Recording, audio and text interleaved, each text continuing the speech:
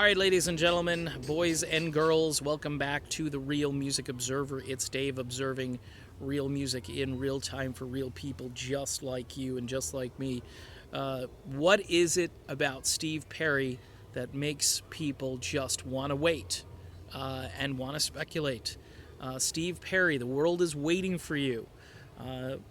You've got us. I don't understand what it is about you, but I've got a few insights I'm going to toss out there for you. First of all, if you're a dedicated, loyal Steve Perry fan, and for the record, I'm a Steve Perry fan, but I'm not the kind of Steve Perry fan that appears to be following me on Twitter and Facebook and here on YouTube.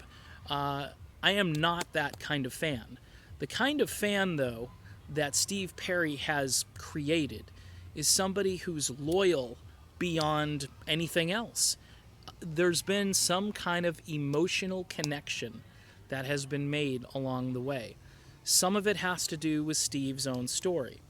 Some of it has to do with the fact that he was brought into this band Journey, and I don't say it was a shotgun wedding or anything like that. I mean, Steve's career was faltering, stupidly I might add. It just shows you how dumb record people are, even back in the day when here's a guy who's got amazing talent and we're going to, put him on a shelf basically, and he's going to go back to his, uncle's ranch, or I don't know. There's a story where he was milking cows or whatever, and then, he gets the call from Herbie and says, hey, I'd like you to join Journey and so forth.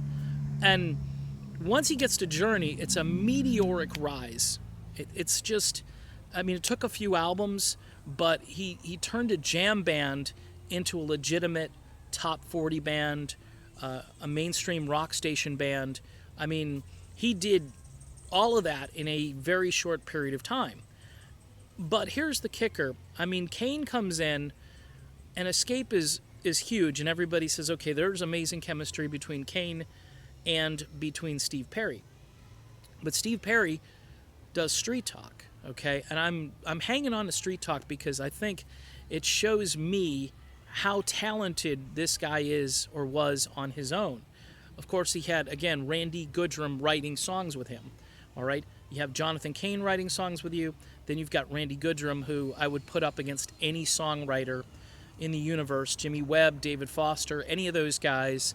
Randy is in that category. He is an elite songwriter, maybe a little short of like a Burt Bacharach character. I'm just trying to think of just giant names that have written these mega huge songs. Carol Bear Sager. Here's the thing, though. Perry collaborates with this guy, Randy Goodrum, brings in quality studio musicians, and creates an album that's just as good as Frontiers, just as good as Escape. Let's just be honest, people. You may disagree with that, but as a fan, as somebody who's looking a little bit from the outside and looking in, I'm seeing that Perry can kind of do this on his own. He can kind of create on his own. His relationships at the time, he's hanging out with guys in America. He's hanging out with Kenny Loggins. He's singing on We Are the World. Remember that? And his vocal was stunning on We Are the World. He's doing all these things, and then when we get to Raised on Radio, where Perry says, you know what, my voice is tired, I want to sing some contemporary stuff. I don't want to just belt out arena rock for 2 hours. I want to be able to kind of preserve my voice and also be a little more adult and a little more classy. And some of that, again, I think shows up on For the Love of Strange Medicine. Again, not my favorite piece of work by Perry. I think some of that record may have been forced rather than... I wish he had gone back to the well and hung out with those studio musicians that he had recruited for both Raised and both, his first solo album. But it didn't work out that way. And still a good record, but really shows a difference. I think Trial by Fire is that adult contemporary record that Perry would have made again in a natural succession, okay? And it just shows you how talented Perry is. He comes back and all of a sudden they can write songs again. There's tremendous melodies. There's a ton of heart and soul in this stuff. And all of that connects emotionally to people who are waiting for this guy to come back.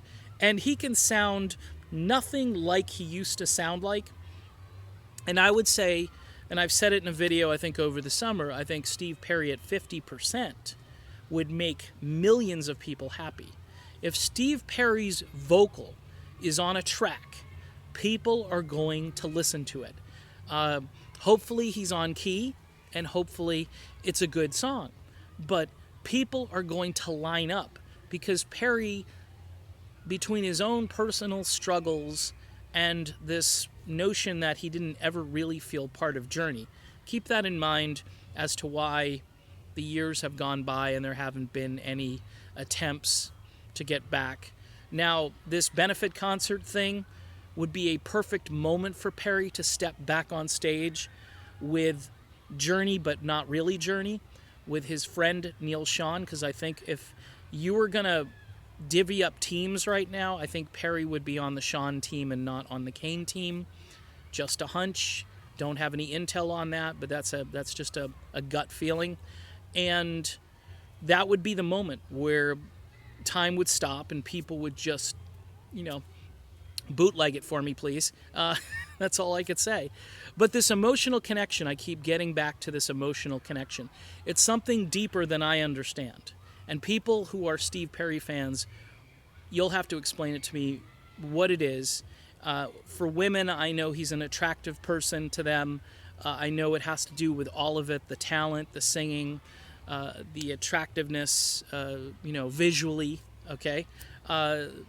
For guys, I think guys glommed on to Steve Perry because all their girlfriends and wives was just like, oh, who is that guy singing? And then you're like, yeah, he's got talent. I have to admit it.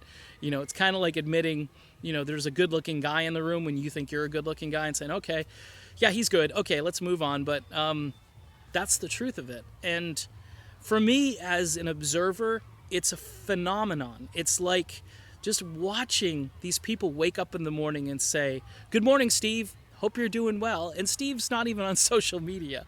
And I don't know if he ever sees any of this stuff. And if he does, it's like second or third hand by the time it gets to him. The love of Steve Perry. People really do love Steve Perry. And the world is waiting for Steve Perry's album to drop. I'm Dave. This is the Real Music Observer. We'll be back to observe more real music and sometimes a little psychology thrown in there in real time for real people, just like you and just like me. We'll see you then.